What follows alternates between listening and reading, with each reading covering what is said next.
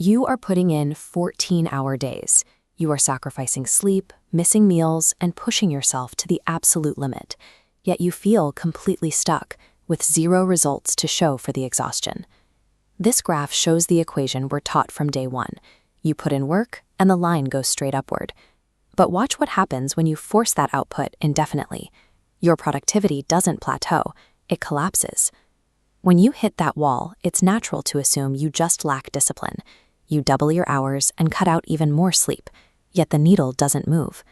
You are exerting massive force against a system that has stopped responding to raw energy. Grinding harder without looking at the mechanics of your work is a trap. It is a race toward a plateau that you cannot cross with effort alone. Consider a young, highly ambitious woodcutter hired for his first day on the job. He grabs his axe and goes to work with relentless, unbroken intensity. He refuses to take a single break. By sunset, he has chopped down 20 massive trees, earning high praise from his boss. Eager to double his output, the young man arrives the next morning determined to swing faster and skip resting entirely. Yet by the end of the second day, his pile has shrunk to 15 trees. On day 3, he pushes his body to the absolute brink. He grips the handle until his hands bleed and skips all his meals. The result is a miserable 10 trees.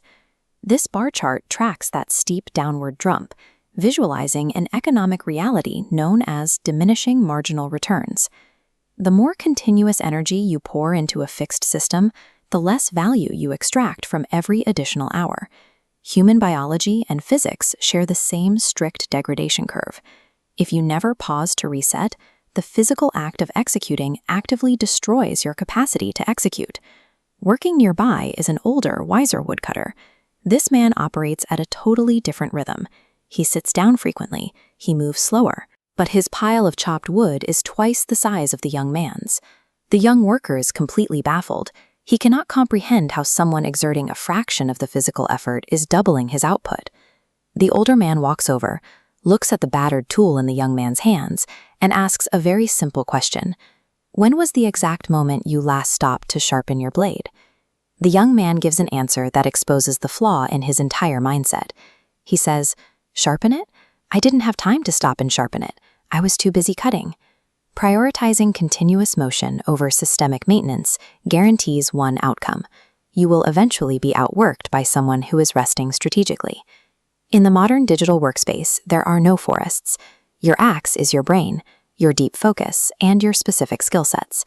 Staring at a laptop screen for 14 straight hours and ignoring your sleep schedule is the exact equivalent of swinging a blunted piece of iron at a tree trunk.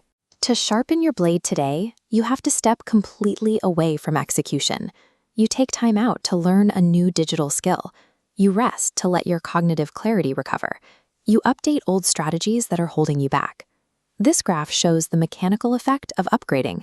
As your effort curve begins to dip, you insert a strategic pause. When you return to the task, your curve resets, and your baseline for success starts significantly higher. Mindless tactical repetition fills your calendar while leaving your goals untouched. Real productivity requires the strategic pause, the moment where you trade motion for optimization. Put down whatever you are working on right now. Step back and take a hard, objective look at the current strategy running your life. Hard work provides the raw energy needed to start.